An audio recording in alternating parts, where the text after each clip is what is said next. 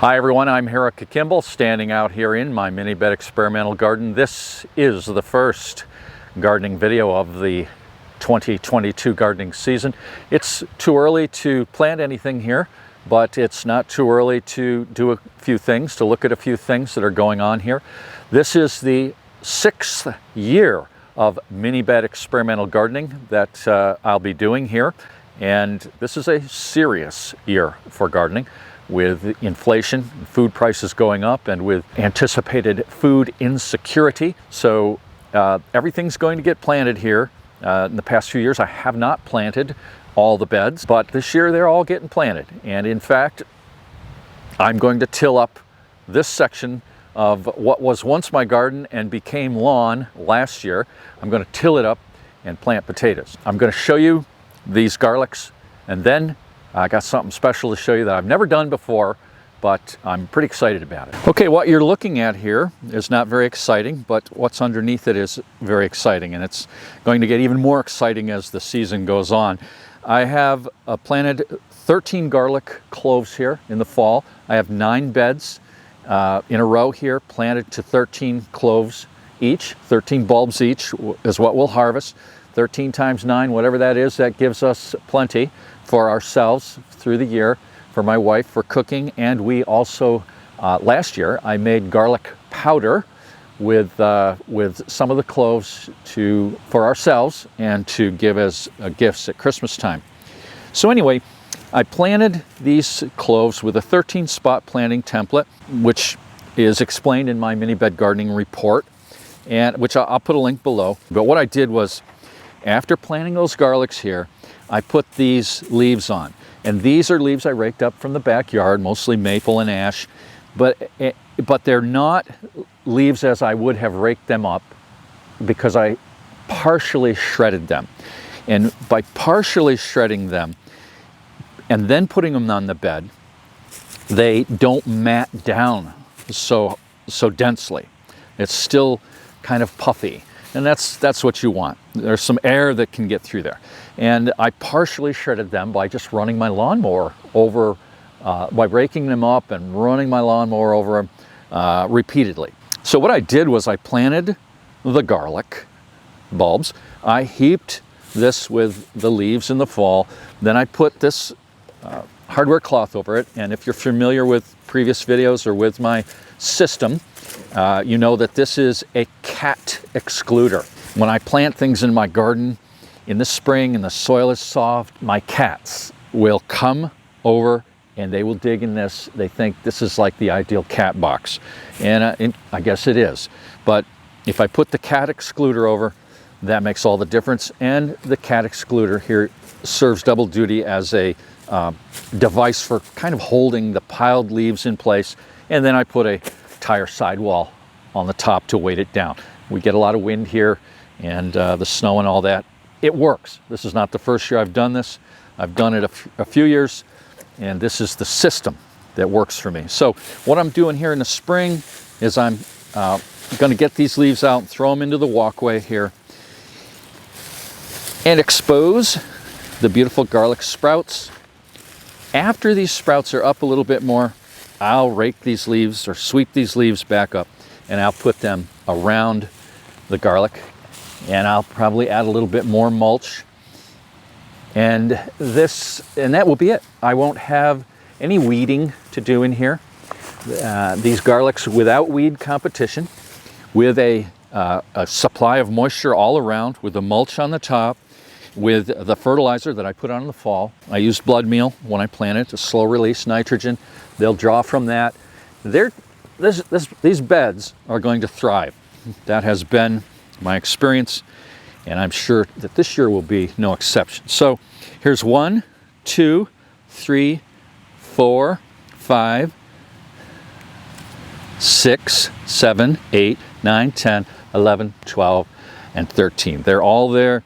They're all beautiful. Now what you see right here is a mini bed that I planted to winter rye last fall. And I used the 13 spot planting template.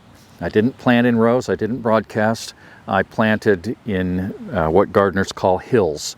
little separate locations, pinch of seeds in each of those 13 spots, and that rye is looking really good. I got rye in almost all the beds, and I love rye for a cover crop. We're still very early in the spring. That before planting time comes, which will be about a month from now or so, that rye will have really jumped up. And the beautiful thing about rye is all the roots, the root mass. That's what we want, that root mass, and we'll use the top. We'll use the tops too, as I've shown in previous videos. Okay, now for something even more exciting than garlic beds. If you have my Planet Whiz Bang idea book for gardeners, you know that I have a chapter in here all about biochar, how I harvest biochar from my wood stove. And then I explain how I grind it. And in fact, if you want to see how I grind it using a garbage disposal, you can go to the video that I made. And I'll put a link at the end of this video so that you can get right there and see it. Biochar is something that I have made, but I've never used it. So I'm going to this year. I've been collecting the wood stove biochar. I ground it down in that video, and I have these buckets are filled, maybe a third full of this biochar. You can see it dusting out there. And here's what it looks like. It's fine. It's dirty, or it's charcoaly. That's what it is, charcoal. Biochar is charcoal. What I want to do here is finally put this to use, and I want to put it to use in my mini beds. And if I were to just put the biochar as it is in the mini beds, it would be a fertility vacuum. It would suck all the fertility out of the soil into the biochar and take away the fertility from the plants that I plant there. So you have to, what they say, charge your biochar. And you can charge it by spreading it in a compost pile as you make it and giving it time to absorb the microorganisms and become charged. So, but I don't really make compost anymore like I did. We do have a pile. I used to be a serious compost maker. I'm not anymore. I want to charge this biochar up so that it's ready. It's going to be a great amendment, a fertility amendment in those mini beds. And the way I'm going to do that is I'm going to add water, which I have in this bucket, and I'm going to add a few other things that I have, and I'm going to let this set for about a month. I think that's perfectly okay. There are people who put bubblers in and all that sort of thing. I'm just going to put the water, put the other things I'm going to show you here into the buckets, stir it up a little, and let it set. And I'm pretty confident, based on what I've heard, that this is going to be awesome for fertility. I'll interject this here. I have a silty, sandy soil. It has a low cation exchange capacity. It leaches fertility. So this is one way to keep that fertility in those garden beds. So there you go. Let's take a look at what I'm going to put in these. First thing I'm going to put in these buckets to get them charged up is worm castings. Okay, there are probably all kinds of things that you can put in when you're charging your biochar, but worm castings is at the top of a lot of people's lists. So I'm going to distribute this bag through these 4 buckets.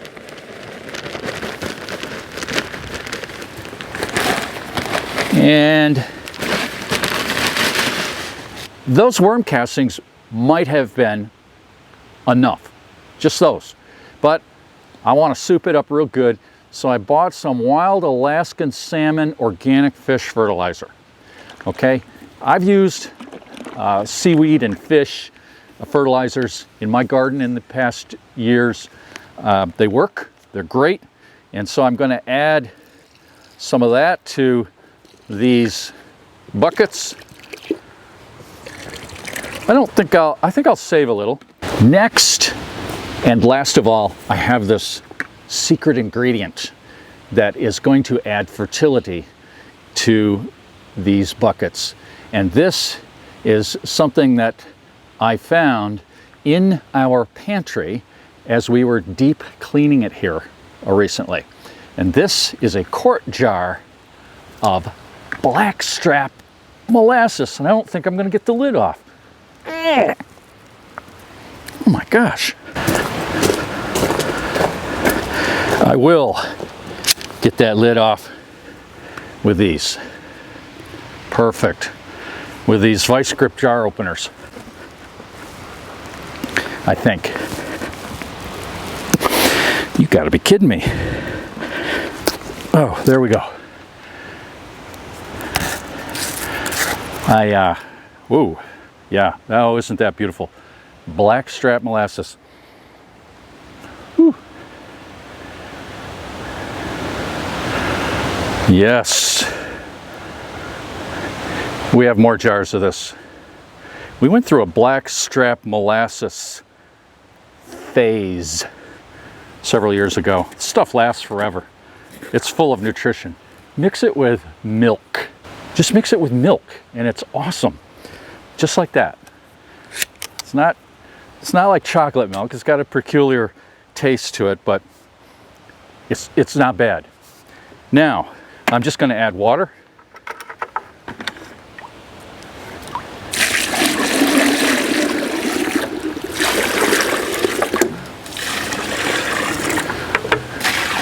I think I got to get some more water, but you got the idea. I'm going to stir it up, and then it's bubbling. Cool. And then I'm going to take it in the house here. Hopefully that fish doesn't get too offensive. If it does, I'll bring it in my shop with my cats, the room where I keep my cats. Yeah, they'll like that, smelling fish, salmon all the time. Yeah, I'm just blabbering away here. You got the idea. This is exciting. This is going to make a difference. This is simple. We're getting serious this year about gardening, about fertility, and I hope you're serious about gardening this year too. Stick with me here. We're going to have fun. Bye-bye.